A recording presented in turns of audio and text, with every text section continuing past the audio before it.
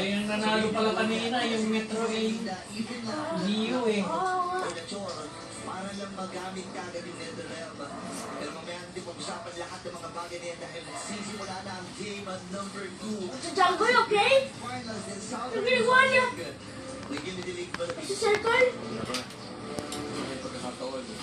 Gusto mo umaway, tuloy pagkakataon, push mo to. Dito pa lang, kailangan mo nang alamin kung ano yung maglakas pa early game. Kasi kung Uminom ka ng tubig ng marami ha. Tin, wag kang tumayo. Makikita ulo mo. Kagaya nga nang nangyari, di ba? Ang bilis ng clearance dito ng Metro. Yung sabi na kayo kagad sila sa baba. Unlike kay Parco na kinailangan niya pa talaga yung tulong ng Torre para mag-take ang middles na kasama niya. So dito tayo magkakatalo dyan. Yung bilis ng three-wave. And remember na kapag naka-Julian ka, level 3 lang. May mga enhance ka na. May enhanced chain, enhanced sight ka na. So, enhance lang yung buhay mo. Tubig. Yung buhay mo, di ba? Nakikita na there's a bit of a setup, there's a poke. Eh, yung pinaka-gusto ko talagang combo yung enhance, ano eh, yung... Wala na. Nakita na. Mamaya panoorin mo. Para sa pupunanan ng Metro. Sabihin mo pag na-run out, video mo ulit, okay? Sabi dyan, nakikita din ni ate yung ulo mo. Oh, laptop! Laptop! Laptop yan! Alam mo, naubos mo na yung Yakult, ha? Kumanyan na kakain mo lang! Nila ito, makakatakas pa siya, pero nandun yung magdampating hinagin. Dapat nila mo siya dito. Hindi nila ay makakasurvive. Ilang segundo lang ang mabubuhay na yung first minute ng ating game. Pero habang nag-uusap tayo dito, pinatumba na rin na si Dio sa baba. Off-cam kill. Off-cam kill ang nangyari doon. That's the new song. So dahan-dahan din nakakaroon ng advantage yung Tarisla of this point. So babalikan na natin. Talo pala yung 9 lives. Nine lives. At meron ding effect ng blue. Gusto mo po. Mabigyan ng advantage to make that safe. Ngayon ay mapapakatras muna itong si Roma. First turn ng ating game ay kukunin na nga ng Metro NTU at mamamatay din naman si Roma doon. Pero okay lang, ayos lang para sa kanila. Level 3 kasi ako dito, take yun lang sa liga. Tapos mula dito, ang makikita na doon yung BMI out. Pero may ipit pa sila. Atras mula si Paco, pasok si Hilario, malasa ito na ng Sir. Apat na. Siya na makakuha din ang isa ito si Alcantara. That is just completely the habit, having the AOE reach. Talagang hindi na pa si Salinda. And building on the damage, magic damage for this Harith alone. So priority on the whip condition para ito, bonito. Oo. Bam on the damage for this Harith. Kailangan talaga nilang bigyan ng pagkakataon ng mga kuha ng items ito. Kaya nga yung priority na dalaw dito ng Tubig. Ayun ang tubig. Kalahati yan, kalahati. Mas Fred, pasabi mo na itong bottom lane. Ikaw na bahala mag-flow niyan. And mas masikip itong parte na itong sa may pabagdagbag ng ibang parte na papa. So kailangan mag-ingat din. Di if everyone is around them kasi nakakuha na ng good dance dito. Diba? Yeah, and if you're a user, if you want to get those items in, and don't get me wrong, yung shot essence and yung possible isang user in teamfights, beneficial din naman kasi. Yeah. So, ang problema lang talaga, medyo na-slow down lang talaga yung mismo laning niya. Hindi mo ganyan na may laptop yan. So, dito pala Ako nakita din ang ulo mo. on how to even address the team fighting capability ng Nine Lives. They have the Teresa and also they have the Taramis this time around. And they were willing to gamble it kanina. And talaga yung, siguro yung way para sa pagkakataon na hindi kami malulugi early on. Galing kami ng helpers. Naku, may pag-iaya na magaling na rin yung Vendor. Second Eagle, doon sa likod. Lapang na rin yung Vendor si Roma. Down to 10% yung health. Hindi na aabot dito ang mga taga Santa Rosa. Atras muna sila 5 seconds para sa turtle. At pepwers na dito ang Metro NU. So walang flicker. Ngayon si Roma, the Edith.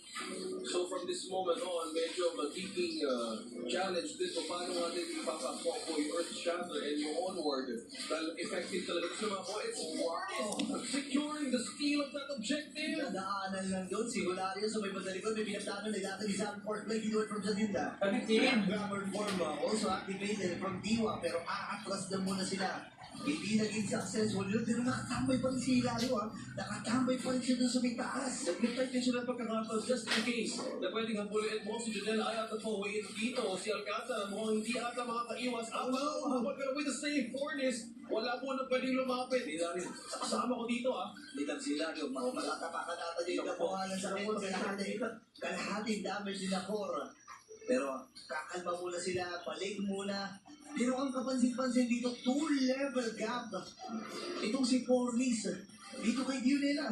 Yun nga So it is the advantage ginawa din kanina mga invade ng isang Juliet. So backing on the Holy Crystal ay parang nakita ko itong build Ano ba yan? Ginawa nito ni Kyrie nung nung playoff siya sa FL Indonesia. Kasi kung pag titignan natin yung pwede maging source of magic damage ng isang Juliet, either for the Feather of Heaven or yung Genius Wand. You can decrease the magic defense, pero as of this, hindi pa naman makabuild ng Athena Shield or Rigid Armor mo ngayon Actually, medyo mahal nga yan Nakagulat na si Dionela, pinrayo ka agad yan. Kasi tatlong tatlong magic wand yan, di ba?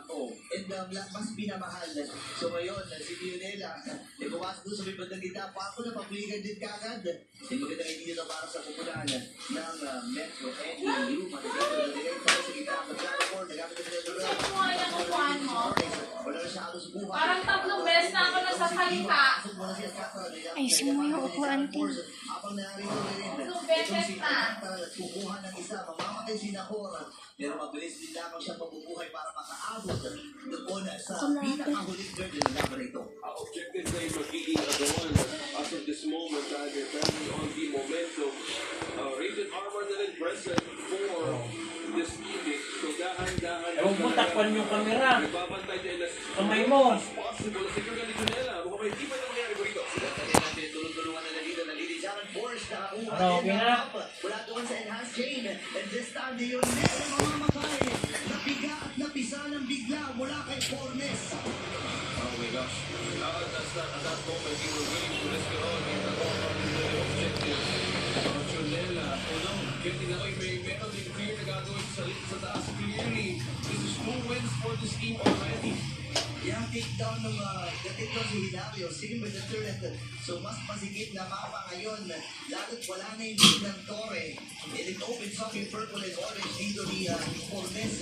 Kailangan lang nilang bantayan ito kasi may tendency talaga na kumampay at puntahan yung objectives ng pwede silipin dito ni Fornes.